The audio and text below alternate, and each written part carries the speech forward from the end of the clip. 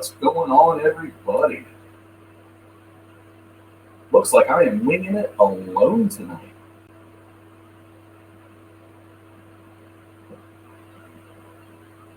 Give these other guys a chance to see if I can do anything.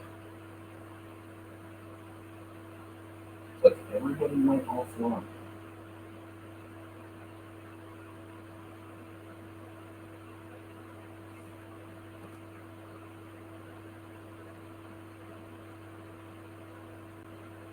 Very interesting. We finally get our stuff together, and right, that's what I'm saying. Where is everybody? We finally got our stuff together and started making our actual social media push, and nobody shows up for this one. Oh man, this is gonna be good, obviously. Well, that's all right. Who knows? There might be some weather rolling through places, people running around without power, there's no telling. Or they're trying to teach me a lesson. Well, good luck with that one.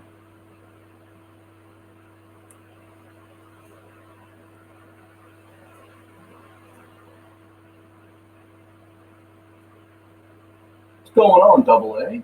How you doing tonight?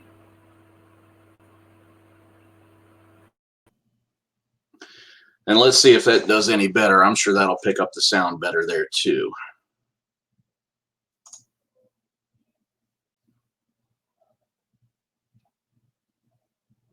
Yeah. All right. Well, guys, for all you guys coming in, thanks for joining us for another hump day. Whoop, whoop. So tonight, things are going to be returning to a little bit of normal, right? So you guys see a difference. We are using new streaming software, and we're hoping that it works a lot better. For you guys that don't know, there's somebody new who's appeared on that scene called StreamYard, and man, it's like everything that we were hoping OBS would be, and kind of wasn't. And part of that, you know, was my own fault, meaning I didn't have a proper computer to run it, being on the road in the hotel. The internet's flaky. Like sometimes you get a really good internet connection in the hotel, and sometimes you don't.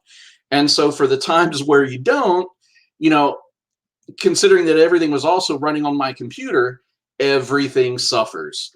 So with this, we're hoping that actually we can already tell that it's going to do the job a lot better, and we're going to showcase some of that tonight. We're going to have a good time. So first and foremost, I want to go ahead and just sort of announce to everybody here, get it on record, that Hump Day is going to be returning to its original format. And what that means is for the last 2 months or so, we have been kind of just running until infinity at night. And when that's very different from the way Hump Day started out. Hump Day was intended to be 1 hour, in and out, show some highlights, talk about some news, address the major things in the FPV arena. And then, you know, everybody goes on about their day because we have other people streaming too. And we'll get there. What's going on, Kenny? And this way, you know, we're kind of sharing the airspace or the live stream space with everybody. It also makes sure that we always have stuff to talk about. The rest of you guys, as far as where everybody else is, I don't know. They all got their invites. Normally they're around. Now they're not. I'm not really sure what's going on. So we'll see where this goes. But yeah, so just keep in mind that the format's going to go back to the way it was a little bit. And then with the new streaming software, we're hoping this goes over a lot better. So we will have a physical limitation as of right now of 6 people. I'm holding up my 2 fingers, but 6 people in the live stream. And so when and if we open up Gangbang to anybody coming in, it's going to be first come, first serve. Yeah, well, and so Mr. ED, usually these guys, I send out an invite, you know, 8:30, 8:40-ish, and we all get online. That way we can do audio check, video check, and make sure that everybody's in here and situated. But tonight I'm not seeing anybody, and I keep checking my phone to see what's going on. And there are people absent without leave. So I'm not entirely sure what's going on there. But that's all right. Yeah, thanks. So for Prime Day this year, I went ahead and got an Alexa device like Echo Dots and these things they call Echo Shows for every room. And then I replaced all of our old incandescent lights with LED lights. And since it cost the same, I went ahead and splurged on the RGB LED lights. So they do all kinds of things with changing colors and all. Check this out. Alexa, set the color to blue. Sorry, what device? Oh, I forgot to tell her which device. Alexa, set the office light to blue. And so there's a whole range of colors. Pretty cool stuff. You could do a lot with it. I've got the whole house automated as far as certain things coming on and off. I know, right? Going on and off at certain times because, for instance, we have a what's called a crabitat. We have a bunch of hermit crabs in a tank. And Alexa, change the color to yellow. And I did it wrong again because I'm distracted. Alexa, set the office light to yellow. Yeah, right? I do feel like a Jedi sometimes when I'm doing this. Alexa, set the office light to purple. And so you can control all this stuff, but it also allows you to automate your home and really, yeah, it's pretty cool. And every room is like that. So when you walk into the room, you can just announce her name. I won't say it. And lights on and the lights come on. And then you can say, you know, computer lights off and the lights go off. And it's really, really cool. And then there's additional features and things you can do with it, like what they call announcements or intercom. So very, very cool stuff. I do get distracted easily, but you know that. Sunday was a perfect example of that. So, all right. Well, for you guys who follow Chuck's series, the Noob Crew, I don't know if you've been following it hardcore, but Chuck has not been following through on the Noob Crew. And the long and short is he's having a problem getting content, getting people that want to be on the Noob Crew. So I think we're going to take a different approach. And instead of asking people to volunteer, I'm going to start reaching out to some of you guys and pushing that you be the next Noob Crew item. You know, some of you guys like Vampire, Cardoso, you guys have been a staple around here for a long time. And personally, I would love if our viewership, our audience, got to see more of the people that are staples around here. So, yeah, but see, here's the thing, Mr. ED. It's not just about being a noob from the perspective of experience. See, being a noob around here has a totally different meaning. And yes, you are a noob through and through. JoBe, what's going on, buddy? So we'll get back to that. Now, in the spirit of Noob Crew, so I was kind of going through some of Chuck's old videos last night, or the day before, either in any case, and I was getting a little nostalgic, and I started going through all the prior episodes and taking a look at who was flying and the way they were flying then, when they had their episode, and the way that they fly now.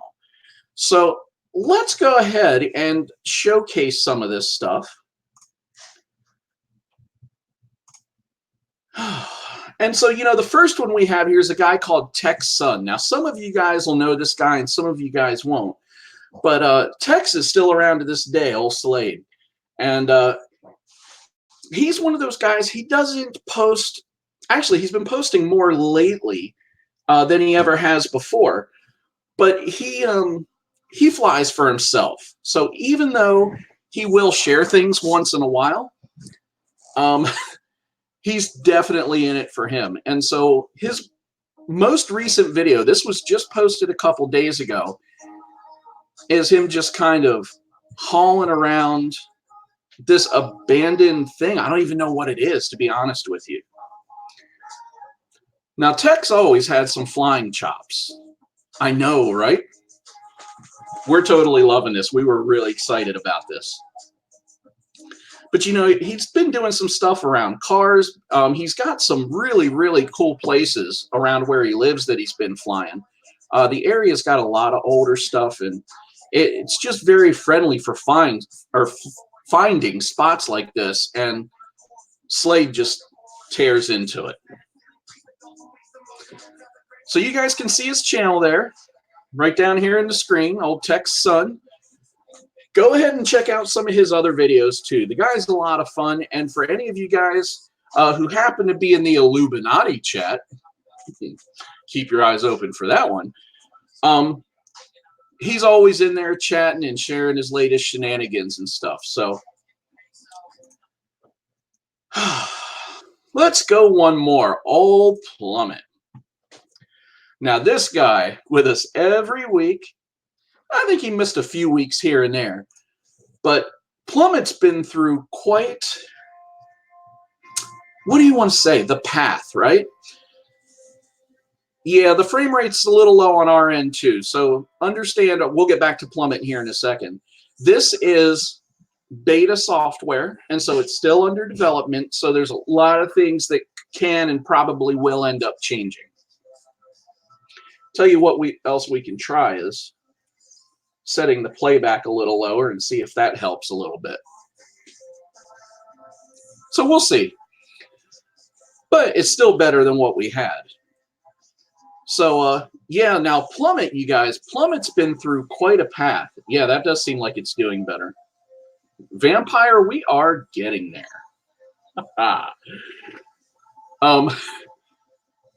Now, Plummet started with beta flight like a lot of us, had an opportunity to fly KISS for a while, and as much as he liked the way it flew, he didn't really like, what do you want to call it, the ecosystem, the software itself. I think it just kind of felt foreign to him, and he never fell all the way in love with it. And I think the cost of the hardware was also prohibitive to him, just really taking it in. And so Plummet's latest adventure has been into Flight 1, and he instantly fell in love with it. So what you're seeing is Plummet pulling a bot grinder, ripping a graveyard, and being extremely smooth. And if you go back a year ago and check out Plummet's original Noob Crew episode, you'll see that he has come a long way. Mind you, Plummet is also getting heavier into the editing, and he's doing a much better job picking out some cool music, putting it over some proper elements, and just really starting to embrace the content creation side.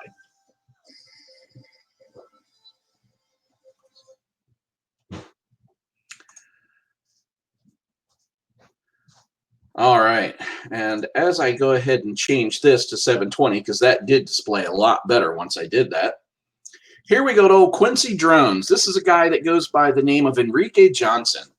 And Enrique had a pretty good flight to begin with back in his original episode. In this one, he really does something that would unnerve a lot of people, and that's he's flying over water.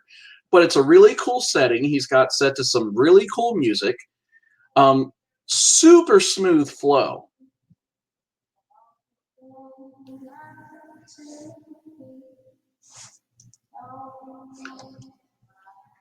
So, Jabo, you're a Falco X guy, huh? Have you gotten your hands on it, or are you just following it online? By the way you're talking, it looks like you've got your hands on it.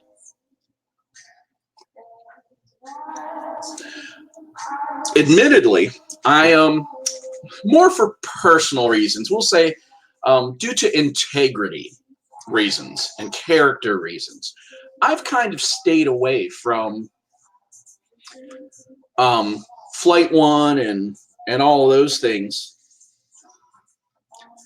But admittedly, last Sunday, a bunch of us met up, and Chris Justice, MD95 TSI, has been running and also fell in love with Flight 1 and had me fly a pack. And for that pack, I kind of ran it through the ringer. I did some pretty standard flying, and you know, meaning just pretty standard maneuvers and all. And then I started really seeing if I could get some prop wash to come out on it, and I could, but it was such a little bit, right? And keep in mind, this is stock PID, stock filters, stock everything.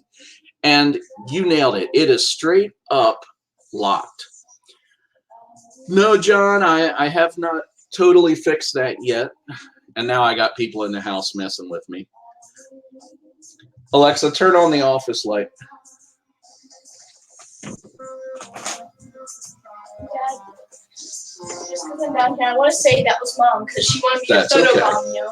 Oh. She told me to photobomb you, and now she turned off your light. Gotcha. So my wife is taking a lesson from my book, and she's messing with us now. Well, to be fair, guys, yeah, I've got Beta Flight running pretty good. I'm going to say I have it running just as good as that Flight 1 was running. The difference is it did not run that good out of the box. You know, I had to spend some time tuning it to get it there. Now, I really enjoyed that aspect of it. It really gave me a chance to drill into the software and figure out what everything does, which is something I love. It's something I really enjoy. Now, here's a guy we haven't heard from in a while. This guy goes by kOrY FPV. And kOrY's got a pretty good follower base right here, 950 subs. Now, kOrY had some pretty aggressive sticks. He still does. And one of the things I enjoy about watching kOrY is, excuse me, got a little belch action going on. kOrY will crash and just bash and ram into things, and he likes putting that stuff in his videos. Yeah, right? So this is a guy that we haven't seen from in a while. I would love, Chuck, to do like an updated episode of kOrY's stuff, but we'll have to see how that goes. What's going on, Jeremy? That's another OG noober right there, Reaper X. Now, I'm going to let you guys know, we're going to dig into Jeremy just a little bit here. I went to Plummet's. I went to Reaper's channel, and just to see if by chance he snuck something on there, and I just didn't notice. And Jeremy has not posted anything in a hell a long time. So it is time you got back in the air, Jeremy, and started posting some content once in a while. After all, if you can't fly and share with your homies, who can you fly with? Hey, Lazy Rocket, don't knock that that EV800, man. They're not bad goggles. You can talk about being broke, but they have a really good picture. They have good reception. I mean, you can do a lot worse for the money, bud. Yep, the good old VRD2s. Yeah. For a while, I wasn't really enjoying the summer. It got so hot here that I just didn't even want to go out and sit in it and fly. So, but yeah, guys, here's kOrY. So let's go ahead and shut this one down. And then we're going to head over to one here. Now, this one has a little bit of a story. I say a short story. The story is when Chuck started communicating with old JoBeWanKenobie here, he didn't have a logo. And so he's like, well, Chuck, you know, I really want to be on the Noob Crew and I want to send you some stuff, but I'm missing some things. And Chuck was like, I got you. So Chuck helped him develop that logo based on a Jedi there. And JoBeWan, you know, he's come quite a ways too. So these guys, these last guys I've shown you have been out 6 months or longer away from this point in time. So this guy's really come far. Some of those other guys have come really far too, and it's really fun to see that. You guys can see my light is magically changing all over the place because I'm a wizard. And I have a Jedi wife upstairs making the magic happen. Channel B is more contrasty than Channel A. Wow, that's a neat trick. Huh. Yeah, and see, that's that's some of what I love about this stuff too. Not only are we showing how people have come in their flying, but how far some people have come in regards to their editing skills and their some of the attention to the little details. You know, it really goes a long way. And that's something I've been stressing with these other guys is don't just throw a half-ass video together. Like, really spend a little bit of time. You don't have to go out and get footy and post it that same day in a hurry. Like, wait till you got something really, really good, something that you're excited to share, and then spend a little time really putting it together and composing it. Because, look, let's face it, anybody can throw up some DVR. Anybody can throw up some GoPro footy.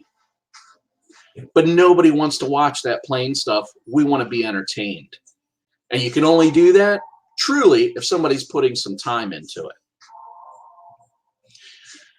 Yeah, she does that all the time, John.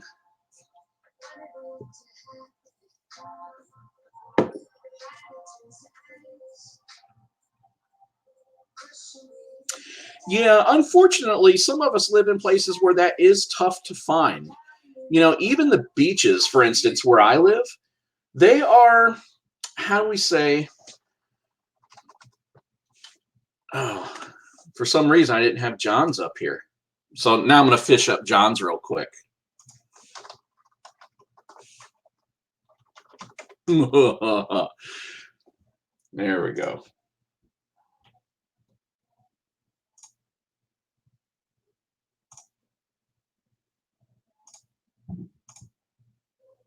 All right.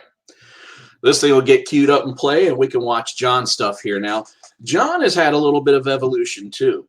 And his evolution has been interesting to watch because when I first met John online, he already had some chops. But we're watching certain things in John's flying progress. Like, and look, John might still love his parking lots, but he's been getting into the trees more and more and breaking out of those routines. Oh, that's where I was going.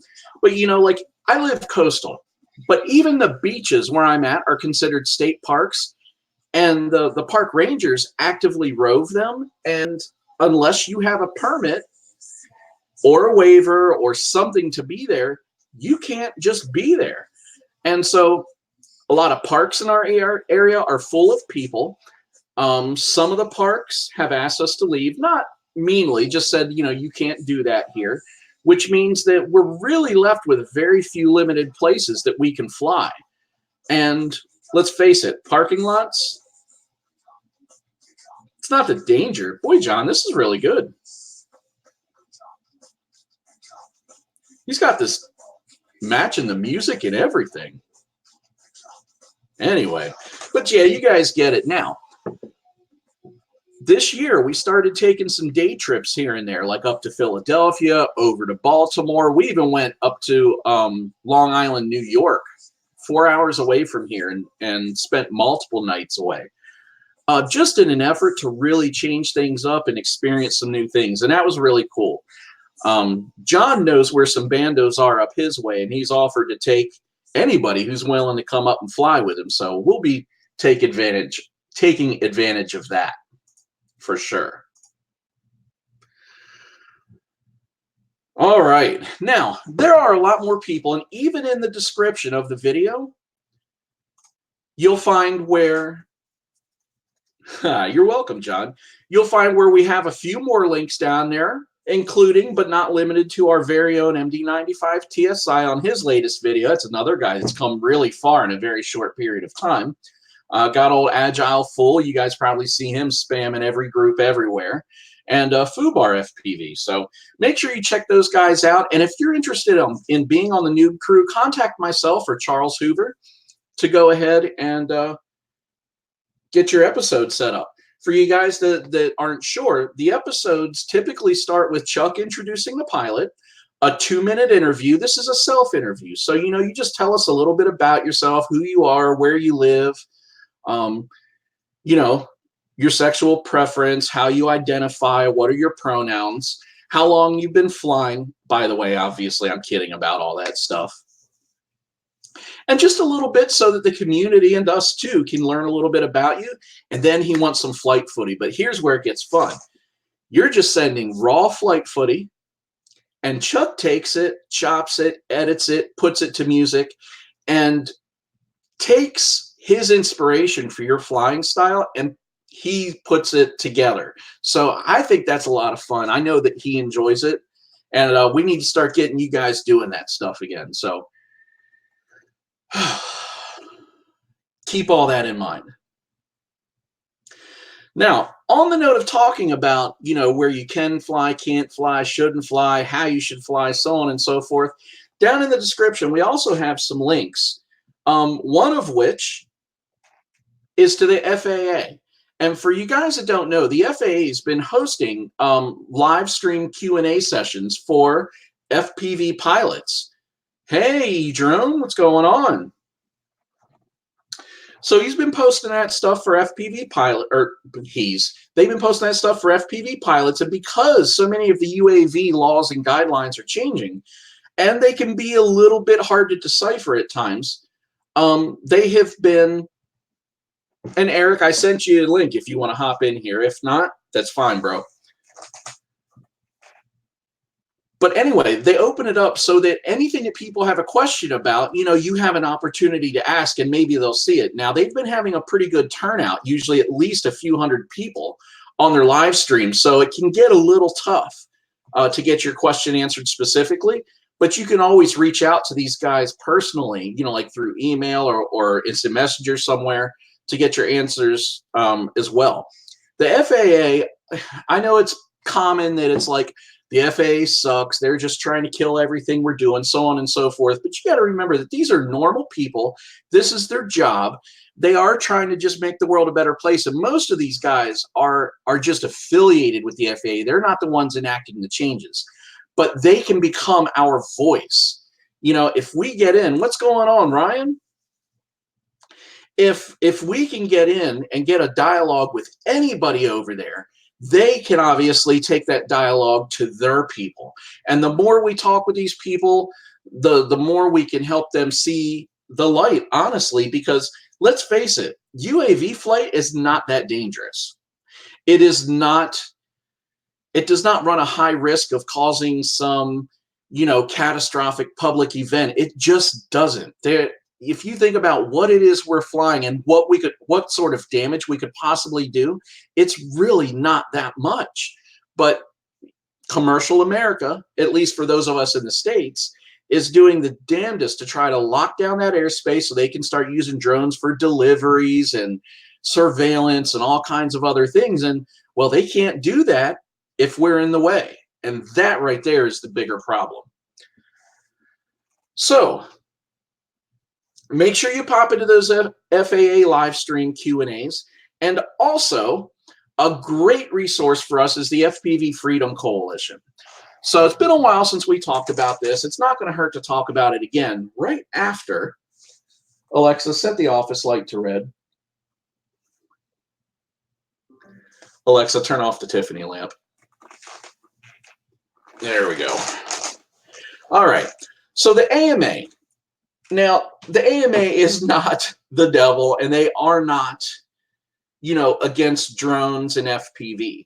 But the AMA covers a much larger blanket, and that is all RC unmanned aerial vehicles, right? So planes, helis, drones, what do they call those? Current surfers, windsurfers, that they're essentially even unpowered. But they govern all of that stuff, and they do have some really good benefits that here lately I've been able to get some clarification on from them in regards to insurance and insurance coverage for us, especially in regards to liability if you happen to damage somebody's property or have your property damaged. It's really not there to replace your drones. It's there to cover you from having to come out of pocket to replace something that you destroyed or damaged of someone else's. Primarily at AMA-sanctioned events and fields, but that was one of the common misconceptions that a lot of us share, that the insurance is only good at AMA fields, it's only good at AMA-sanctioned events, it's only good. As it turns out, that's not true. And this insurance is useful anywhere as long as you can prove that you're following the rules, meaning you weren't flying over 400 feet, you weren't flying in restricted airspace, you did have a spotter. That's an item we're still trying to work on with these guys, right? to get them to understand the whole idea of a spotter. And we'll get to that in just a second here. But if you can prove that you are following all those rules and something got damaged of somebody else's and you are an active AMA member, they will help cover the cost of getting those repairs. It has to be under 400 feet. So yeah, your ceiling is $399. Well, I don't think anybody's going to argue over 12 inches. Hey, shirts off after sundown, you know it. But with all that said, the FPV Freedom Coalition really focuses on FPV UAV flight. And so what they're trying to do is to be our voice in FPV, because one of the big kickers for us is having a spotter. Now, the reason that you are supposed to have a spotter when you're flying an RC aircraft is because, and let's think about this first, the way things were for such a long time, flying line of sight, okay? And there's still a lot of people that still fly line of sight. Well, when this thing's up in the air and you're locked onto it, you're not aware of a lot of other stuff going around. And so your spotter is really for those things. They can let you know if somebody's coming across a field, if they're, you know, standing in the way, somebody pulled up, there's, you know, an air collision. Okay, cool. So Eric's coming in. That'll be awesome. But, you know, the purpose of the spotter is those things, and Eric's going to be able to expand on some of that. Well, situational awareness is the easiest way to summarize that. The thing is, an FPV pilot is more situationally aware of their aircraft and where it's at and what's going on with it than a line of sight pilot any day of the week, because we are seeing through the eyes of our aircraft where it's going, where it's at, what it's doing, so on and so forth. So, you know, we have a big advantage over that self-awareness. And if we can get the FAA, that's an if, but if we can get the FAA to realize that our situational awareness is not the same as a line of sight pilot, then we can get to where maybe we don't require a spotter. Okay, and I'm not talking about the camera bird guys either, because they're flying line of sight. Even though they've got a little monitor on there, that's really to see what they're recording. They're not using it for navigation, because anybody who's flown a camera bird knows the latency in that connection is terrible. So, exactly. Double A is already ahead of me. So Joshua Bardwell recently had an interview with Dave Messina, and it covered a lot of that stuff. And it covered the purpose, and it covered what they're trying to do. And for you guys that don't know, Dave Messina is on the board with the FPV Freedom Coalition. So they are really trying to be the eyes and ears and, you know, the fight for FPV pilots. And so for you guys that want to get active with that, they have a very active Discord, all right? And the long and short is they have meetings usually every couple weeks, every other week or so. And you can go to any of those meetings. XJet Bruce, he likes to get in on those, and 6MS, get out of my face. But they have recently started podcasting all of their meetings as well. So all of their past meetings are on YouTube and on these podcasts. All of their future meetings will be on here and be on the podcast. And everything that they talk about and discuss, all their initiatives, you'd be surprised how many times one of us is able to help them. And if you have time, as it turns out, to go ahead and get in on those meetings, then you could be a part of that bigger cause. Welcome, Eric. How you doing, Hey, brother? what's up, Josh? Not much, just holding down the fort while the rest of my crew is completely AWOL. Where's everybody at? I just heard from Chuck. Let's see if you guys can see this. Nope. It says, I fell asleep. Oh, I That's see. okay. We got this locked. That's what we're I've calling been it having now? a really Okay. good time. Yeah, in that case, I fell asleep for a little while too. Too funny. So, Eric, since you've been here and you've been listening to me ramble on about this stuff, do you have anything to add to a lot of that? I sure do, Josh. So, it's funny that you're talking about the height restrictions and everything, because as a Part 107 holder, I actually had a request from a potential customer to go over the 400 feet rule. So in order to do that, I had to apply for a waiver on the FAA Drone Zone website. Now, I'm still waiting, obviously, because it takes forever to get a response if you even get approved. But basically, when you ask permission from the FAA to go above regulation, you really need to have a good reason why, and you need to explain how you're going to safely complete the mission. So I told them that I was requested to go up to 1,000 feet above ground level, which, man, they really blasted that. yes, which they want a very particular shot from up high to be able to put on their website to show a community that they are building. So the issue with that is, you know, with my Mavic Air, 1,000 feet, that's well beyond visual line of sight. So what I attempted to do to not have to apply for another waiver, which would be to go beyond visual line of sight, was basically tell them how I'm going to safely complete this mission. And this is what I said. I said that I'm going to operate the drone, and I'm going to have what's called a VO, which is a visual observer. Now, my visual observer, I said, is going to have binoculars. So my VO is going to have binoculars to be able to maintain a visual line of sight while I control the drone to get the shot. Also said that I'm going to be in constant contact with air traffic control with the use of a acquired radio. So there's certain radios that you can get that you can actually listen to and communicate with air traffic control if needed. So we'll see how it goes. But I was able to kind of, you know, demonstrate how I could perform this job safely. And I need a very small window of time, probably, you know, maybe 20 minutes. And it's not in a restricted airspace area either. The only thing is the height. Once I go above the 400 feet, you know, I will be in restricted airspace for UA.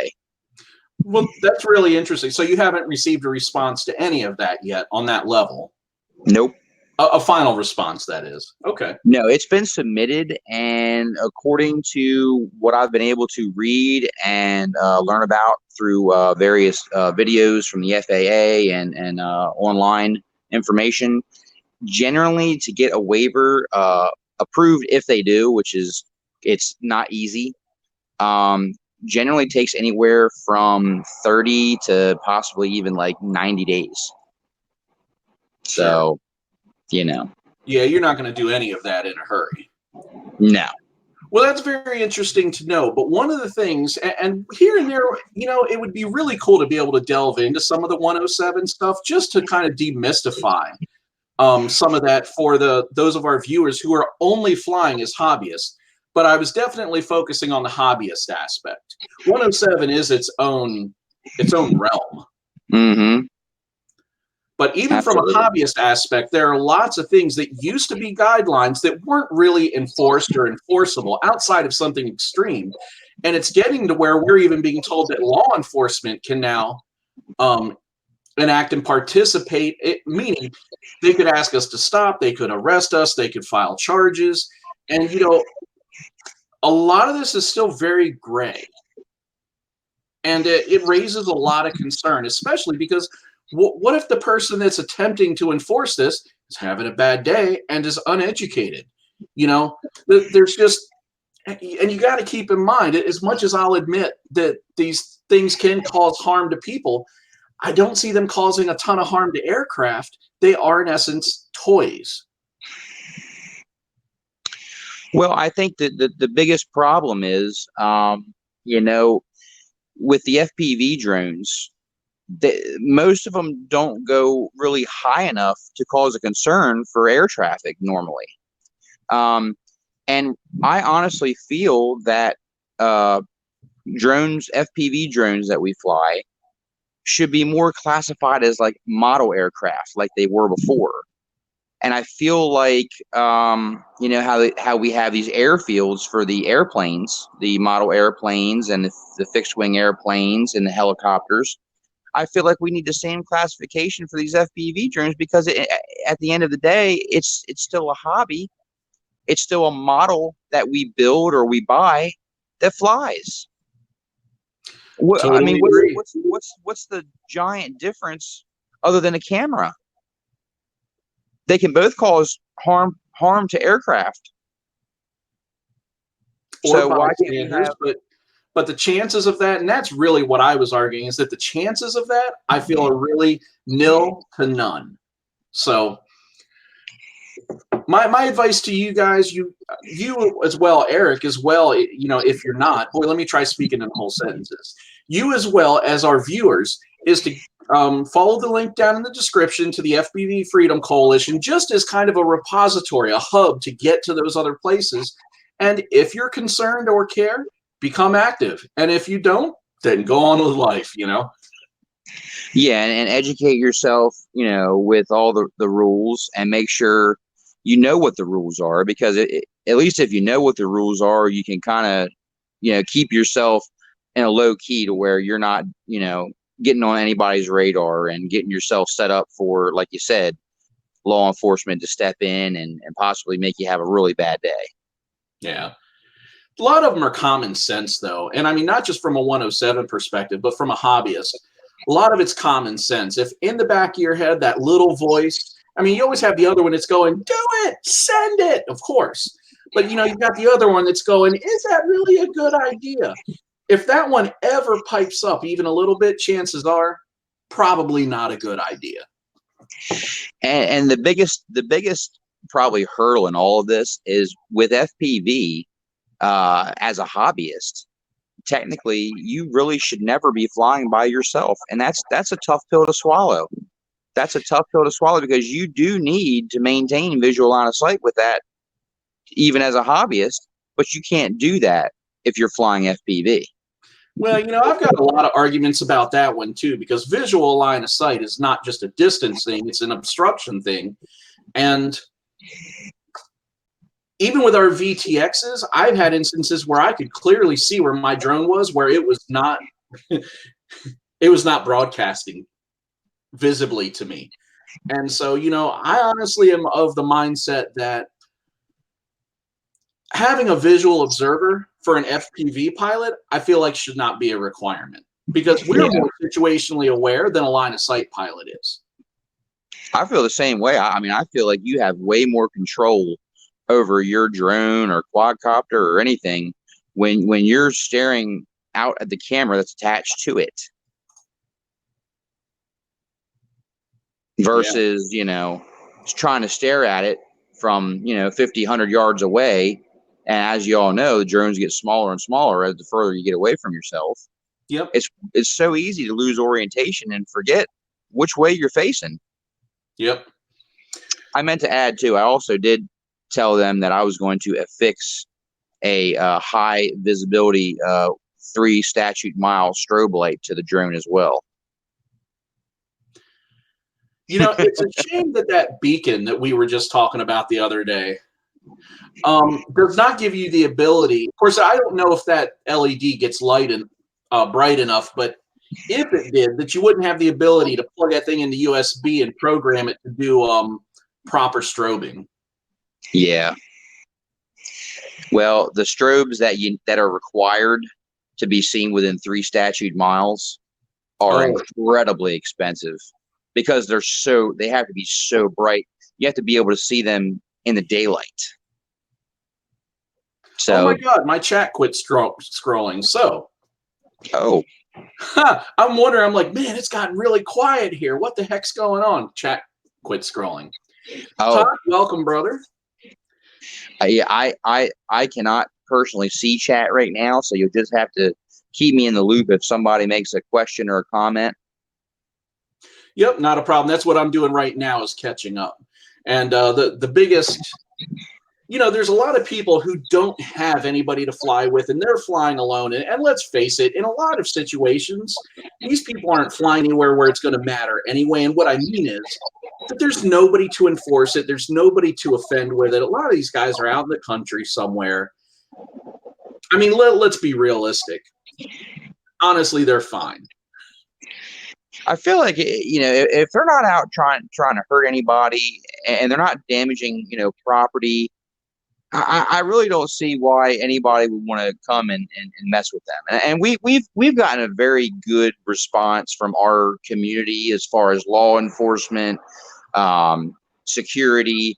I mean, I feel like our community, I don't know about others, but I feel like our community has been very welcoming to this hobby because, you know, it's like we every time we have law enforcement or security run up on us, first thing I'm thinking, I don't know if you are, but the first thing I'm thinking is, okay, pack it up. We got to get out of here.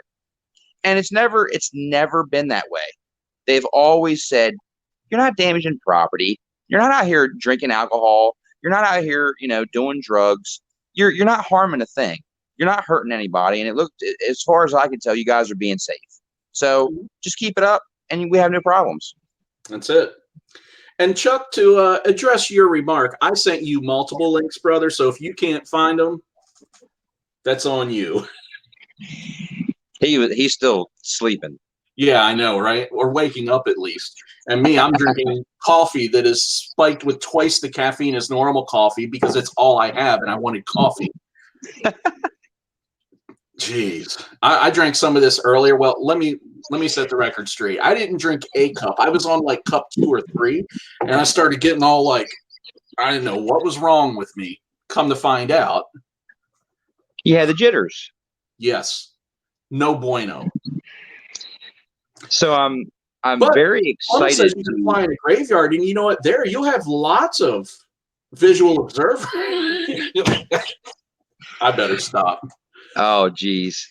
I was just getting ready to say, I'm super excited. I don't know if you guys know this or not, but I have installed my rapid fire module for my Fat Sharks, and I am super excited, curious, just want to see what all the hype's about. Is it hype, or is it actually really, does it have an edge over your traditional, you know, diversity receiver? So I'm excited about that. I'm hoping to get out maybe tomorrow and maybe fly a pack or 2 and test it out. Yeah, I'm curious, but I feel like we already have that answer because anybody who flies with rapid fire says what a huge difference it is. Yeah. So here's this comment. Now I'm going to post this one up for everybody just to make this easier to see. Tax says, it's usually not the people complaining about the pilots that's getting them in trouble. It's his damn kid on a scooter. Now, that just really gets my curiosity going. Like, what is your kid doing on this scooter? Where is he driving it that he is getting you guys in trouble? Either that or this scooter does like 45 miles an hour, and I hope to God the kid's got elbow pads on. You know, I went through the same kind of feeling that I'm going through now, back when I used to skateboard, back in middle school. And I was hardcore into skateboarding, man. Me and the friends, we get together, we go to the banks, we go to schools, we go wherever we could find a spot to go and exercise our hobby, right? Just a different hobby, same principle. Now, the problem was every time we went somewhere, we got run off. It was, you're damaging the curbs, you're damaging the sidewalks, we don't want to be liable if you get hurt. Hey, what's up, Ryan? Yeah, Mr. Quad Man, 30 plus quads, or is that what I heard earlier? Anyway, you get what I'm saying. It's hard because, you know, when you get run off so many places, you run out of places to go. But then I felt like the community started to embrace the hobby of skateboarding. And now you see we've got way more skate parks around. If you look around, there's more skate parks. The community kind of had to accept it. Hey, these kids are going to skate whether we kick them off or not. They're going to continue to keep skating. So rather than try to battle it and stop it, they embraced it. And I'm hoping that's what's going to happen with the FPV community as well. I think eventually it will. Some of this will blow over, and you got to remember that it comes in waves too. So there's certain times of the year where we're going to get more people getting into it than others. When those waves happen is when we get the influx of retards who are doing things they shouldn't be, or, you know, flying in places with people, crashing into cars. And it is what it is. Every hobby's going to have that. The best we can try to do is educate, minimize, educate, support, educate. So, but I think I am totally totally over this subject now, only because, you know, it's one that we kind of get into, and all of us that are passionate, it just gets us fired up. So Brian, I hope soon time, brother. I was just explaining to some people today that time is my biggest hurdle. It's the one thing that I wish I had more of, that everybody wants more of from me, that I can't make any more of. It is a finite resource, and I only have what I have.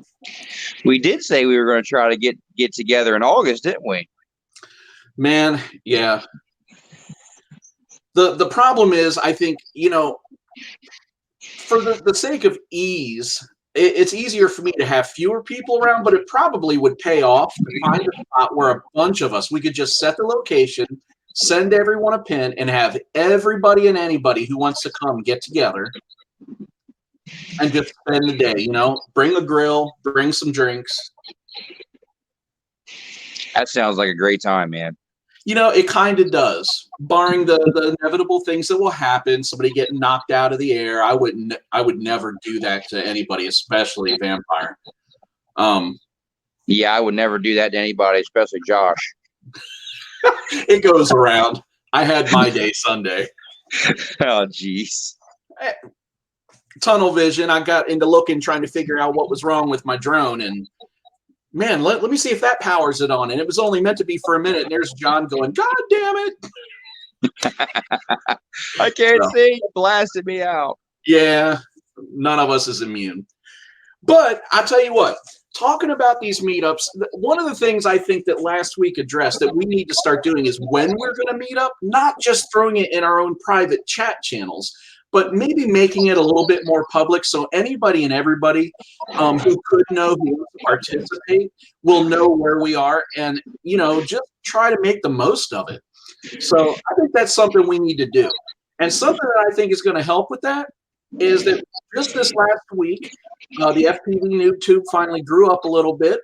We went ahead and registered all the other major social media accounts, and we started posting to them. So we are now on Instagram, we're on Twitter.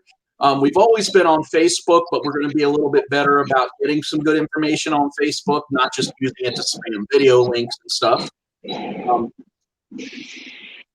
And so what I'm going to ask of you guys, if you have not already visited those venues and followed us, and tagged us, to go ahead and make sure that you are subscribed to all of our channels, and then start, you know, sharing your own meetups and availability, and sharing some of your pictures and videos and things with the FPVNoobTube so that we can highlight them on the channel. Absolutely. And, you know, I've been thinking about some things that will be beneficial to the FPVNoobTube Facebook. And the first thing that comes to mind is any scenario we run into where we find ourselves learning something, whether it be, oh, you know what, I should have done that. I should have done that the last time, or I should have done that differently this time.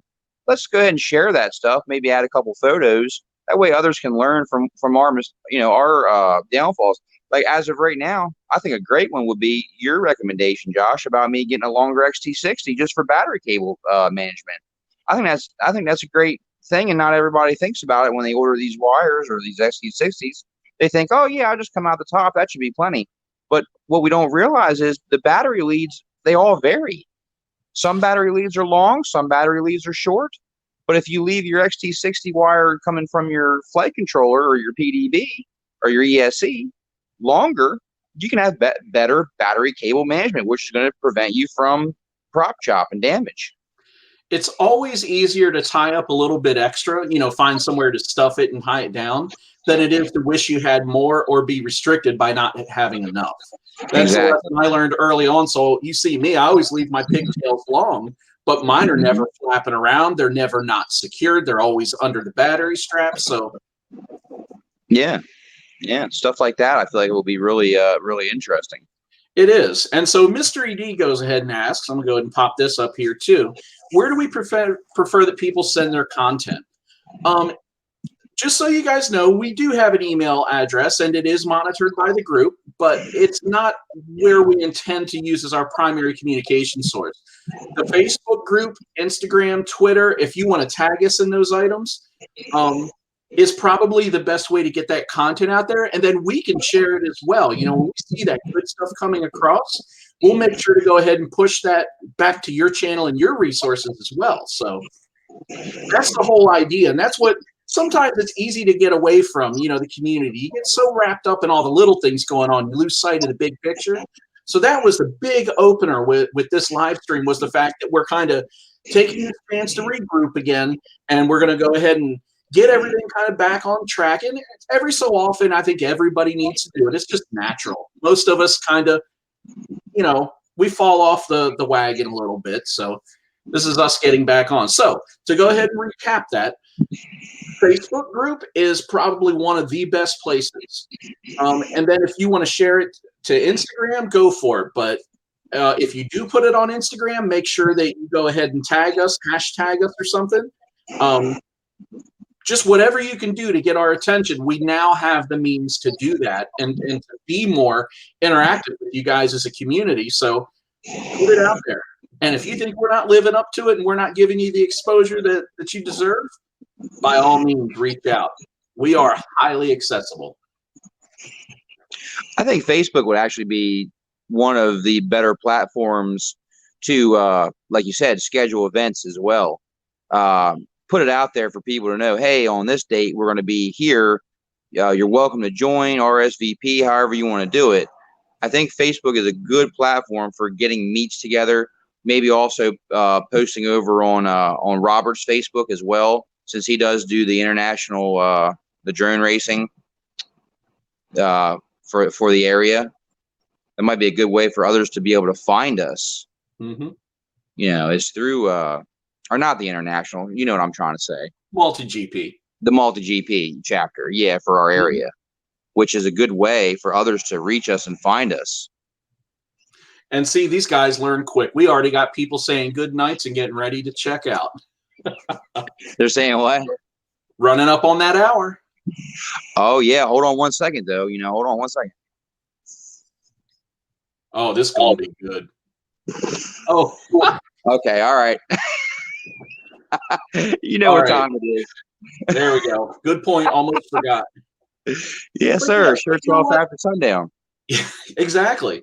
So if you guys have any recommendations, go ahead and post them. But, you know, the obvious places to post content that are easy to share are probably Facebook and YouTube. And if you want to create a video and share that to the Facebook group, then that's great. If you want to upload a video directly to Facebook, I'll tell you, those do a lot better with views because people don't have to follow a link to go somewhere else. Or if you just want to post some pictures, then it's really easy to tag with that post. I would tell you to go ahead and post it to your own personal profile as a post and then share it to the FPVNoobTube group. Absolutely. And if you guys, I appreciate everybody that's come in here to show their support. If you guys could smash that like button, that would be awesome. Just give it a good smash, Hawk smash there. I agree. I forgot to tell people that. Make sure you're subbed if you're not. Ring the bell if you want to receive those updates when we go live and when we post new content. Smash like, and I'll tell you what, if you don't like it, smash dislike, and at least leave us a comment or a chat and tell us what you don't like. That's fine too. We love criticism. And I would also like to add, you might want to hit that notification bell because I have plans on donating some things to be given away on this channel soon to come. Very, very interesting. So on that last note, make sure you head on over to eDrone's website. I'll get the description updated with a link to his YouTube as well and maybe his other social media outlets, and give that guy a follow. He is definitely our biggest guy. He hates it when I do this, but he's got the most subs, the most followings, but he also does the best job at putting it all out there so that people have 100 resources pointing to his content. So, all right, guys, Quad Farm, glad to see you. We're just getting ready to go offline, bud. So you guys, thanks again for coming to Hump Day. Whoop, whoop, every other Wednesday. Yes. Right now. If you guys think we need to bring back every Wednesday, let us know. Nothing's off the table. We did that just so that we would have more stuff to talk about and so that, you know, we could share the space with other people like Joe Stan, who does Rate My Rip on the Wednesdays when we don't stream. So make sure you get over there for that. On the note of,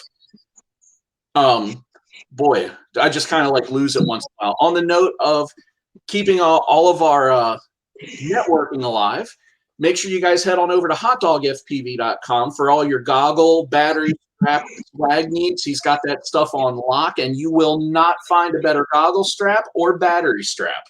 I second that. Talking about, go over there to look. It'll all make sense. So thank you, Eric, for joining me when the rest of my crew went AWOL. You made me feel a lot less lonely and really. No problem, man. Thanks for the link, and I'm glad I was able to hop on and spend some time with you on the Hump Day Live. Absolutely. So, guys, until next time, remember to fly smart, be safe, happy crashing. E-Drone out.